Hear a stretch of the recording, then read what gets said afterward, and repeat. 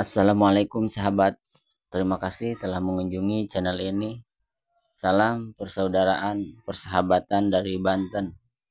Semoga sahabat dan keluarga diberikan kesehatan dan kesuksesan dalam setiap aktivitasnya. Kiai Haji Imaduddin Usman Al-Bantani akan berceramah dalam acara Haul Akbar ke-20 Mbah Kiai Haji Fuad Hasyim dari Buntet. Mari kita sama-sama simak video selengkapnya. Hadirin hadirat muslimin muslimat, Mau'izah hasanah yang kedua akan disampaikan oleh yang mulia Al-Mukarram Shahibul Fadilah Bapak Kiai Haji Imaduddin Usman, pengasuh Pondok Pesantren Nahdlatul Ulum Kresek, Kabupaten Tangerang, Banten. Dengan segala hormat kepada beliau dihaturkan. Sallallahu ala Muhammad, sallallahu ala Muhammad, Allahumma sholli ala sayyidina Muhammad.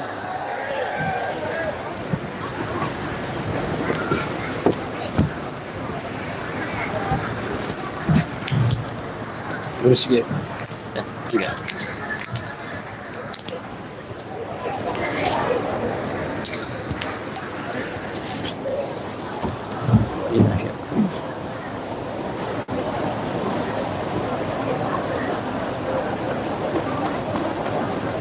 Assalamualaikum warahmatullahi wabarakatuh.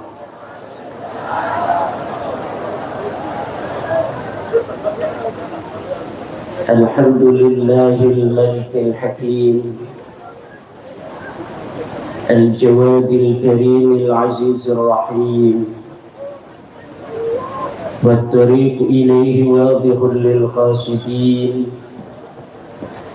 والدليل عليه لائق للناذرين، والصلاة والسلام على سيدنا محمد وعلى آله وأصحابه الطيبين الطاهرين. يا حي يا قيوم يا حنان يا منان يا ديان يا سلطان يا ذا الجلال والإكرام. اللهم اغفر لشيخنا الشيخ فؤاد هاشم مغفرة تامة وزد شرفه. اللهم اجعلنا وأولادنا وأزواجنا وذرياتنا وطلابنا من أوليائك المقربين والعلماء العاملين الراسخين العابدين الزاهدين المتواضعين المفتوحين المرزوقين المحبوبين المجاهدين الطاهرين. أما بعد فيا أصحاب الفضائل حضرات المكرمين, keluarga besar Pondok Pesantren Buntet, para kiai, para pengasuh pondok pesantren lingkungan keluarga besar Pondok Pesantren Buntet, wabil khusus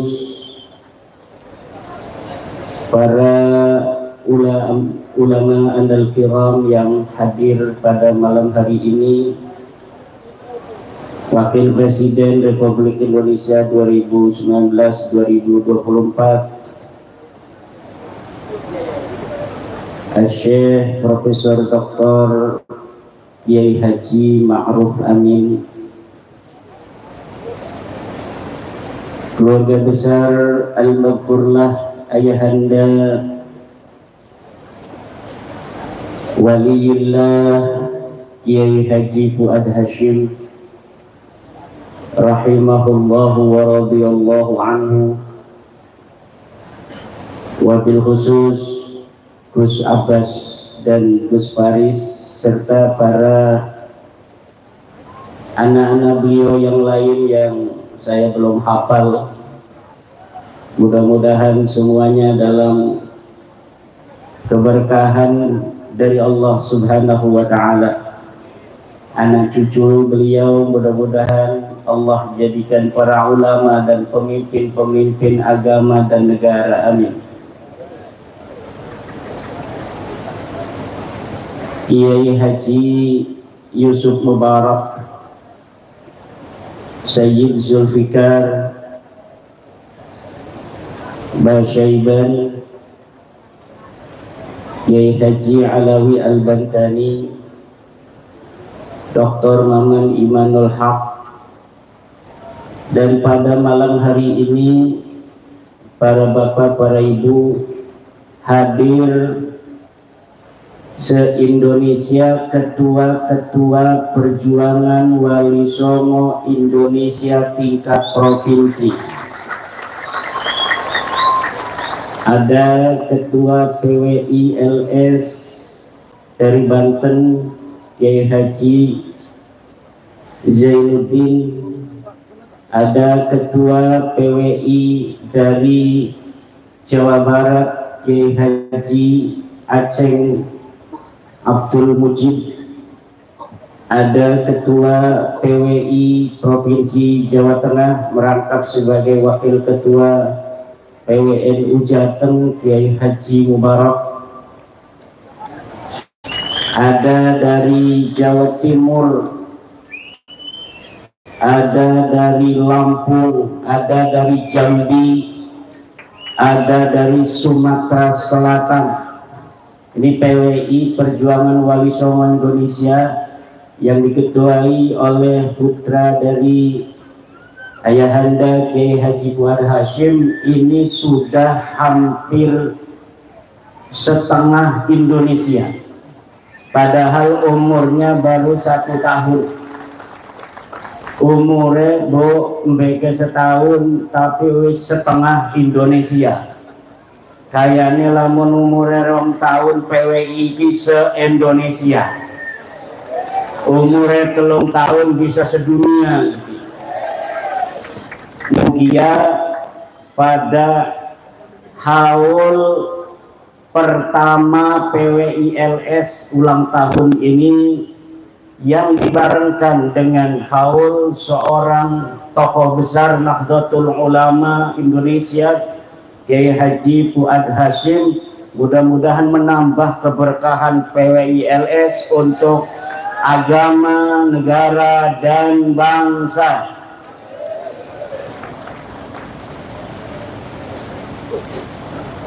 Ibu bapak hadirin ma'asyiral muslimin rahimakumullah. Kiai Fuad Hasyim adalah tokoh besar Nahdlatul Ulama. Beliau semasa hidupnya pejuang yang merangkai konektivitas dari para ulama, seperti yang telah kita dengarkan dari pemaparan yang mulia Profesor Dr. Kiai Haji Ma'ruf Amin tadi. Indonesia mempunyai hutang yang cukup banyak kepada pesantren Buntet. Selain Kiai Fuad Hasyim, dari pesantren Buntet ini juga terlahir seorang putra yang telah mengukir sejarah di dalam bagaimana mempertahankan kemerdekaan Republik Indonesia pada tahun 1945. Beliau adalah Mbah Abbas bin Abdul Jamil, santri Mbah Hasyim Asy'ari yang ikut serta di dalam bagaimana memobilisasi santri dalam bendera Laskar Hizbullah untuk mempertahankan kemerdekaan Indonesia yang sudah diraih. Tanggal 6 Agustus 1945, Jepang dibom atom oleh Amerika dan sekutu. 200.000 orang mati. Pada tanggal 15 Agustus Jepang menyerah kalah tanpa syarat kepada sekutu. Didengar oleh para pemuda-pemuda Indonesia, Sukarni dan yang lainnya, untuk Presiden Soekarno segera untuk memerdekakan bangsa Indonesia dengan memproklamasikan kemerdekaannya pada hari itu juga, dikala Jepang menyerah tanpa syarat. Kemudian akhirnya karena sesuatu hal, tanggal 17 Agustus lah yang ditakdirkan oleh Allah untuk menjadi hari di mana di hari itu kita bangsa Indonesia merdeka dari penjajahan. Tapi saudara-saudara, dasar penjajah, mereka ingin merebut kembali Indonesia yang sudah menyatakan kemerdekaannya pada tanggal 17 Agustus. Mbah Hasim kemudian membuat fatwa tanggal 14 September bahwa kewajiban bangsa Indonesia terutama umat Islam adalah jihad mempertahankan kemerdekaan yang telah diraih. Itu tanggal 14 September ketika sekutu belum datang. Kemudian Mbah Hasim mendengar bahwa sekutu mau datang kembali. Datanglah sekutu pada tanggal 20 Oktober. 20 Oktober sekutu datang. Ada yang di Tanjung Priuk, ada yang di Tanjung Pinang, Surabaya. Kemudian 22 Oktober pengurus besar Nahdlatul Ulama PBNU menggagas adanya resolusi jihad yang diambil dari Saripati fatwa Mbah Hasim pada tanggal 14 September itu. Untuk apa? Hifdul maujud aula min tahsilil mafqud. Menjaga kemerdekaan Indonesia yang telah ada. Ini adalah kewajiban untuk seluruh bangsa, terutama di mana sekutu itu datang, maka jarak 85 km atau pada waktu itu ditentukan 94 km oleh Mbah Hasim, maka wajib bagi bangsa Indonesia untuk mempertahankan negara dan kemerdekaannya.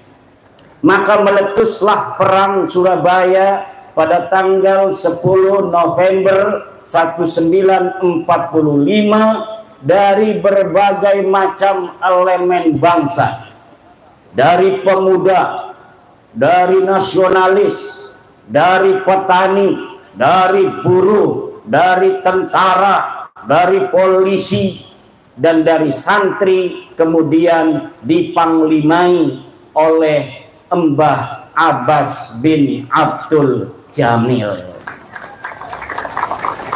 Jadi Indonesia mempunyai hutang terhadap pondok pesantren bersejarah ini, yaitu bahwa pondok pesantren Buntet telah membuktikan setiap generasi pondok pesantren ini telah mewakafkan, melahirkan dari rahimnya pejuang-pejuang untuk kemerdekaan, mempertahankannya, dan juga untuk menjaga kemerdekaan seperti Mbah Fuad Hasim dan yang lainnya. Dan hari ini putra Mbah Fuad Hasim telah lahir sebagai pejuang, menjadi ketua umum perjuangan Wali Songo Indonesia, yaitu Dr. Kiai Haji Muhammad Abbas Bili Yahsi. Kita doakan mudah-mudahan panjang umur, tambah sehat, tambah rizki, tambah istri. Ini saat tadi saya memberi kaidah usul fikih hifdzul maujud aula min tahsilil mafqud itu diambil oleh orang yang pengen punya istri lagi. Ini hati-hati, harus ingat kaidah itu, hifdzul maujud, menjaga yang ada, aula itu lebih utama min tahsilil maqsud, min tahsilil mafqud, daripada mencari yang belum ada. Setuju Ibu? Bu, sing kudung abang setuju ora? Sing kudung kuning setuju ora? Sing kudung belang-belang mekonon ku kudung apa iku? Ibu bapak hadirin ma'asyiral muslimin rahimakumullah. Dan rasa cinta daripada Mbah Fuad Hasyim kepada Nahdlatul Ulama sebagai organisasinya, selain tadi perjuangan yang telah diinformasikan, dikisahkan, diceritakan oleh Yai Ma'ruf Amin, bagaimana beliau membuat konektivitas dari mulai Lampung, Banten, Jawa Barat, Cirebon, Jawa Tengah, Jawa Timur, untuk membuat Nahdlatul Ulama semakin kuat, jejaring para kiai dan para santri. Juga Mbah Fuad Hasyim ini menerjemahkan cintanya dengan membuat syair. Kalau orang lagi demen sama cewek biasanya zaman dulu buat syair, betul? Kalau zaman sekarang ngirim WA. Dulu Mbah Fuad Hasyim membuat syair-syair cinta untuk Nahdlatul Ulama.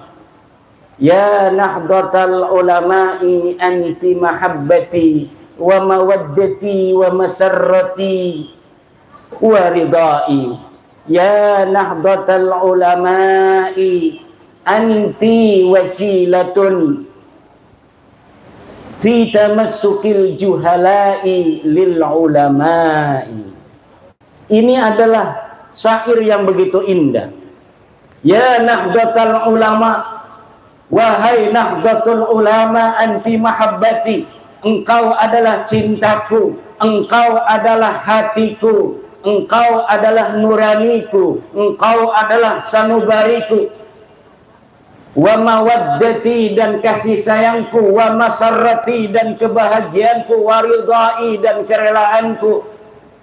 Ya Nahdlatul Ulama, wahai Nahdlatul Ulama anti wasilatun, engkau adalah wasilah. Untuk apa? Fi tamassukil juhala'i lil ulama, untuk konektivitas orang-orang awam terhadap para kiai. Dulu para kiai di pondok punyanya jamaah, para kiai di masjid punyanya jamaah, punya kiai apa? Kiai yang ada di majlis taklim punyanya jamaah.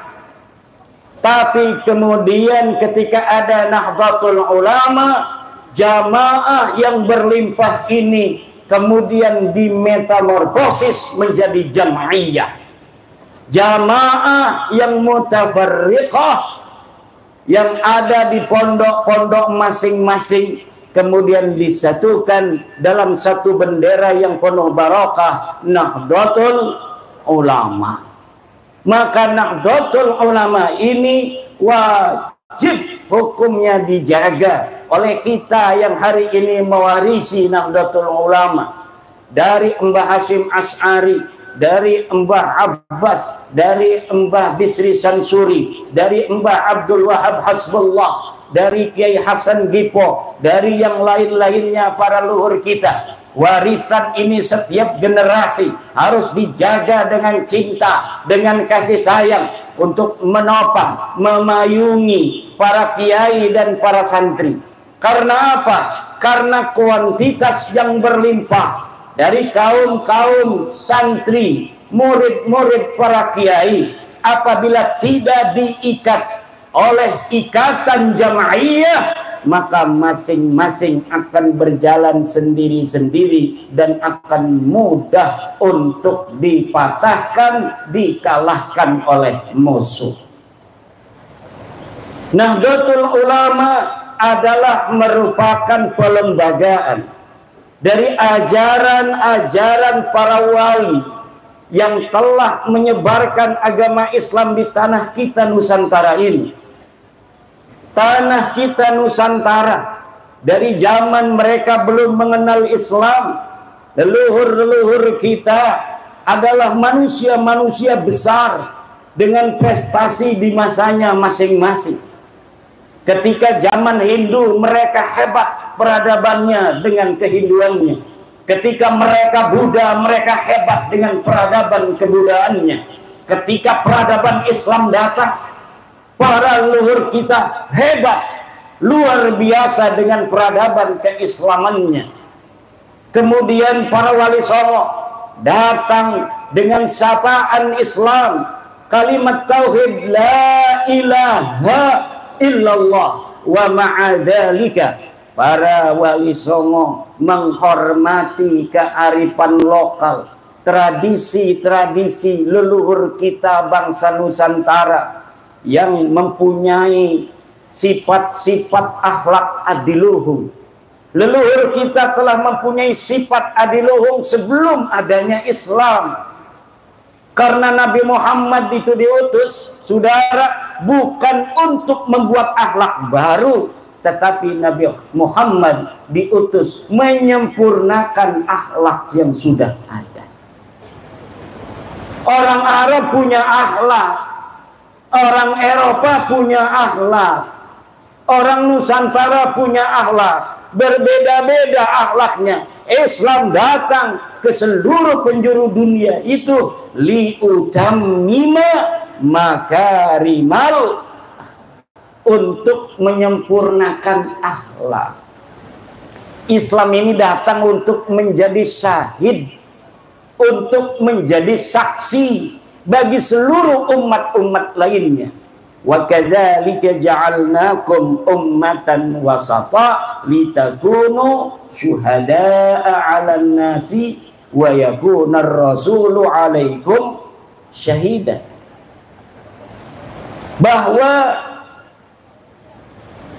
kalian dijadikan ummatan wasata. Kata Syekh Nawawi, ummatan wasata ini adalah khiyaran udulan, umat-umat yang terbaik, yang adil. Jadi wasat, pertengahan, moderat itu bukan orang yang tidak punya sikap. Ada orang yang bicara tentang tawassut wasatiyah, katanya wasatiyah itu tidak memihak sana, tidak memihak sini.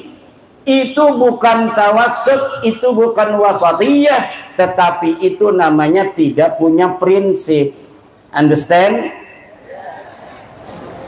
Coba lihat masa-masa lalu.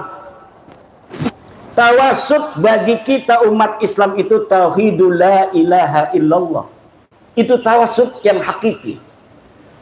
Islam wasatiyah artinya Islam yang bertauhid. Bertauhid apa? Karena yang namanya tauhid wasatun baina ta'tili wa tasyrik.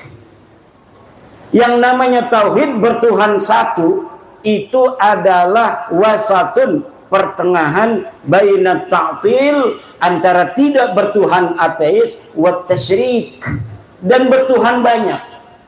Lihat di dalam kitab Marah Labid, tafsir munirnya Syekh Nawawi At-Tanara Al-Bantani. Bagaimana kita memahami ummatan wasata? Bagaimana kita memahami tawassut? Tawassut itu, Islam itu tawassut. Kenapa? Karena orang Yahudi menjadikan Allah mempunyai sifat-sifat manusia.